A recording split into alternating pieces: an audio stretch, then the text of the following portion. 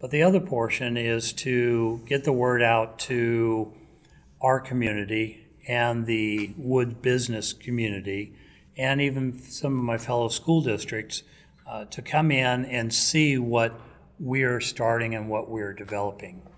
We're a small rural school, and it's kind of one of those Missouri things, really kind of show me that this is going to happen. I think once they see the room, once they see the equipment, it's going to be an eye-opener for really what's out there, and then allow some of our partners to say, how important is this to them, so that they can tell everybody else. You know, that being said though, Tim, I'm impressed by the fact that you would have such a forward-looking board that they would embark on something like this. There aren't too many school boards that would that have that kind of forward-thinking mentality that would allow for this to happen. I think that being a rural school does benefit us, because as superintendent of a small district, I talk to everybody in the district. I talk to the cafeteria workers, I talk to the students, and so I'm around quite a bit.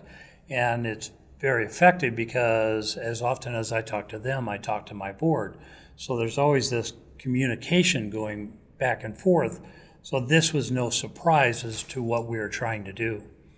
And as we talked through this, they were already prepared. They knew what I was thinking of what we wanted to do, and they knew well enough to say, you know, all of them are entrepreneurs. They have their own business, or they work for the, you know, a person small business, and they know how important something like this is. So it really was just a great marriage of everything coming together at the right time to pull this together. But my board has been very supportive and, as you say, forward thinking as to say, this is the thing that's going to help us move forward. I think if I can interject something here, what's been really amazing is, you know, at the WIC conference, woodworking conference in Puerto Rico 2 years ago, it's like I stood up in front of that entire conference and said, okay, you've given me kind of the challenge of a national training center, because your workforce is decimated, and you're getting, the economy's turning around and you're starting to get business, but you can't find employees, and so you've asked me to consider this. So I put it back to the industry and said, but you have to do something. And so then we follow up, and this past spring in San Antonio, Texas, at the WIC conference, and I says, okay, I've left North Salem High School. I've taken this really seriously. You are committed. Have committed in great ways to supporting this endeavor in Colorado. And what we learned was the woods industry did not want to donate cash. They wanted to do in-kind donations and supplies and so forth like that. And it was overwhelming. There was a letter waiting for me the first day I walked into Peyton Schools from a large international supplier, and says, we want to take this even to a higher level. And so would you consider a partnership? And then as we went through that process with this large international wood manufacturing company, they said, would you consider exclusivity? And so we started like, what's that? What would that look like? Well, we want to be supportive of this education model wherever it might go into the public education. And we want to be able to have the opportunity of first right of refusal to say, you know, we would like to put our technologies in there, or we don't care to right now. And what you've done, Dean, is you've allowed us as business people to donate the way we want to donate to public education. And that and that's that new model, and we're speaking on it at this conference. And that new model is that, you know, the donations are not donated actually to the school district. The equipment is loaned. That way, the equipment is changed out every 2 or 3 years or 5 years based upon technology. The school districts are not saddled with some old technology that they need to go out and get new, And industry will have a chance to come in and use the classroom as a platform. They can train their own staff in there. They can show the machines off and technologies off to the local customer base that might be, in this case, in the Denver, Colorado Springs marketplace. And so the partnership was that we suggested, and the industry sort of like said, this is what we want. We implemented those things. And so the results have been overwhelming. And so when we open in 3 weeks, almost the majority of everything in that classroom has been donated. And so we, as a person that's made such dramatic changes in his lifestyle, I guess, coming from Oregon to Colorado, it's given me a great deal of confidence that, this is a good thing. To the school board and to Tim Kistler in coming to these national conferences, he gets to feel firsthand of what the dynamics is and how supportive the woods industry is and how much they are now willing to back this. So most of our donors only care about the students. They said, if this will help your students, Dean, we want to give it to you. They're not interested in anything else. Some are interested in branding. Some are interested in market exposure. Some are interested in testing materials and products. And in a classroom, this is a good place to do that. And so, Tim, I guess for me, we get done each day, and whether we're together or over the phone, we go, "Can you believe this? Is this really happening?" And it's gotten to be contagious. And now all these public education organizations throughout this country are like wanting to see what this is going to be happening, because career technical education is no longer on the back burner. It's on the front burner with STEM and some of these other workforce development organizations that are like, they're pushing high schools to be able to do this.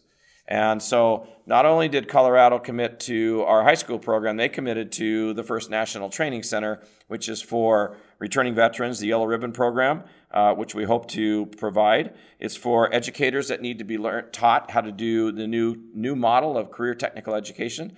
And we've also learned in the skills gap issue with talent in America right now, that a lot of our kids that went right from high school into industry, they failed because they didn't have the soft skills, they didn't have some of the maturity.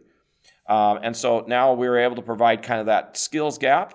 We're an organization, we can take those high school kids, put them in a training center, take them to a new level of technology, which industry is supporting wholeheartedly. We just have to find the facility in which to do that. But now Oregon State University comes alongside and says, we're going to build a new $60 million facility, and we'd like to put manufacturing in there, Dean, based upon your model. Because now when kids go to the National Training Center, they can be offered career pathways. They can decide, okay, I need a little bit more maturing, so I'm going to stay at the training center. When they get through that program, then they could go into advanced education at an organization like Oregon State University or Pittsburgh State University. Or they can just go directly into the marketplace and go, I want to go work for the partners that have been supportive in our classroom. They might go to work for an employer. They might go to work for a manufacturer. And so all of a sudden, students are like finding this wood organization and this woods industry. They're learning. It's exciting.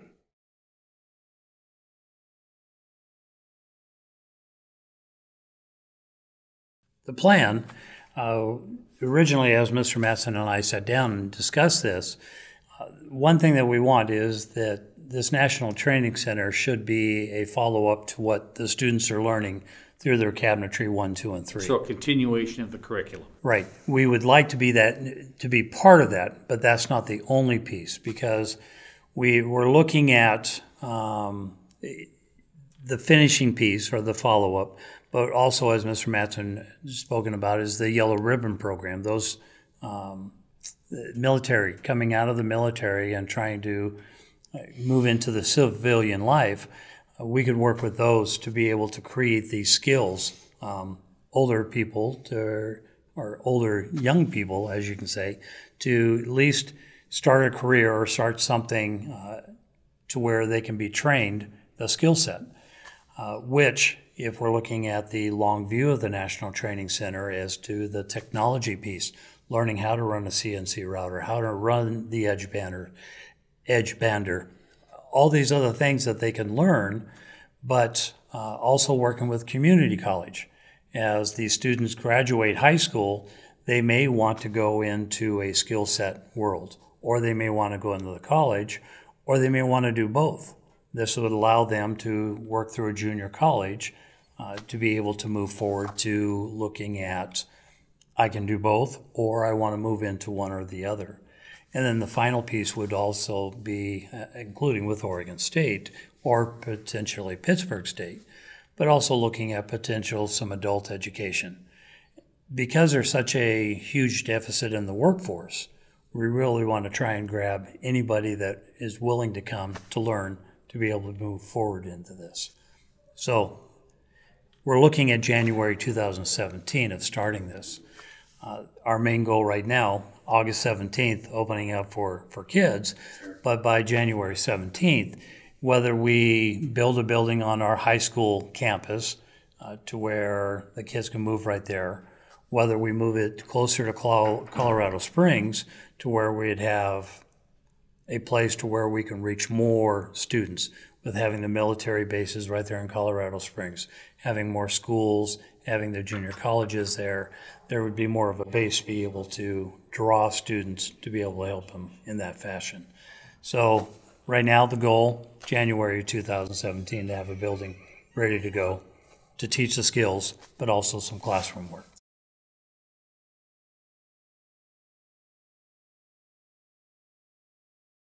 Styles, tool company, Craig Tools and Fasteners, Tiger Stop, Triton Power Tools, Time Savers Wood Sanders, Ironwood Machines, Bessie Clamps, Netterman Dust Extraction, Fast Cap Lean Solutions, 3M Abrasives, Columbia Forest Products, Cabin Notch Box Solutions, Blum Hardware, Belfab Downdraft Tables, and JLT Clamping Systems.